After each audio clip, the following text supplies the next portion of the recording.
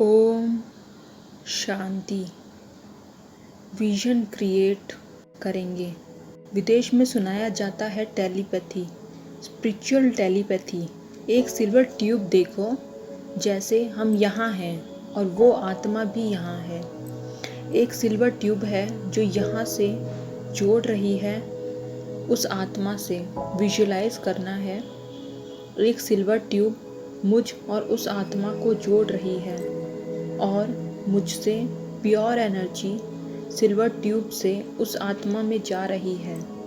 ये उन लोगों ने कहा है जिन्हें आत्मा का कोई ज्ञान नहीं है, जिन्हें आत्मा परमात्मा से कोई मतलब नहीं है। स्पिरिचुअल टेलीपैथी कहते हैं इसको प्रोजेक्शन करना, अपने विचारों का कोई भी संकल्प करना, फिर उसको भेजना। सेंडर एक भेजने वाला, दूसरा रिसीवर रिसीव करने वाला। और जितनी एकाग्रता होगी उतना वो संदेश जाएगा। किसी को भी हम कुछ भी संदेश भेज सकते हैं और ऐसा तो संसार में कई बार हुआ है। इंग्लिश में कहते हैं ESP, एक्स्ट्रा सेंसरी परसेप्शन। इस पर किताबें हैं, सिक्स्थ सेंस, इंट्यूशन, इस तरह के बहुत सारे शब्द हैं जिसमें बिना इंद्रियों की सहायता से किसी को भी हम अपना संदेश पहुंचा सकते हैं। कई बार आत्माएं हमारे संकल्पों से परिवर्तन नहीं होती हैं। उन्हें किस से करना होता है? थॉट से, केवल थॉट से, बिना कुछ बोले, बिना उनको कुछ कहे, केवल विचारों से। मुझ आत्मा से शक्तियाँ जा रही हैं, प्योरिटी जा रही है और वो आत्माएं बदल रही हैं। मैं पारसमणि हूँ, पारसनाथ हूँ। मुझसे गोल्डन किरणें उन तक जा रही हैं और वो आत्माएं गोल्ड की बन रही हैं। अलग अलग विजुअलाइजेशन करनी है, क्रिएट करनी है।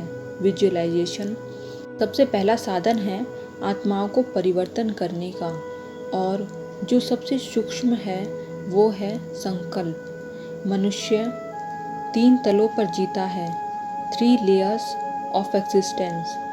सबसे बाहरी एक्सटर्नल, दूसरा थॉट्स और तीसरा फील्स, भावना।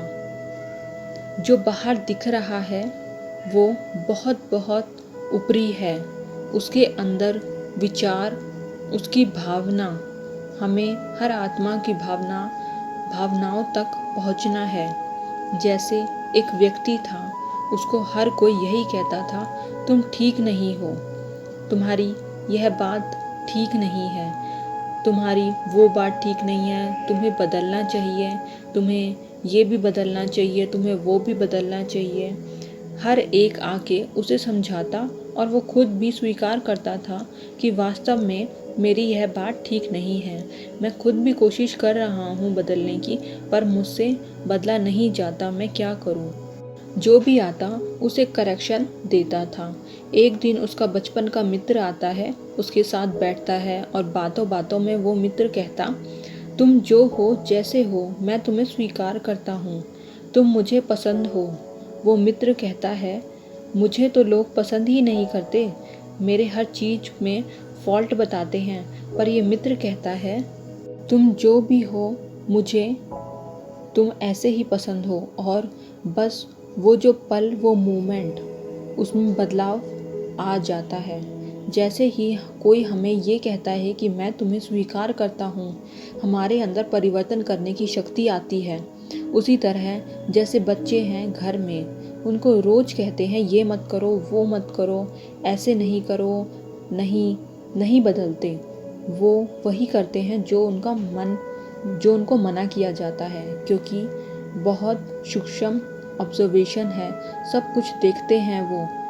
वो देखेंगे, जैसे बड़े करते हैं वैसे ही करेंगे। तो पहला है संकल्पों के द्वारा परिवर्तन करना, दूसरा है बोल के द्वारा।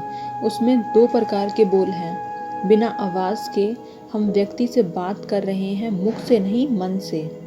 तो हर दिन यह 3 काम करने हैं। पहला, उन सब आत्माओं को देखो जिन्होंने हमें बहुत दुख दिया है किसी न किसी कारण से।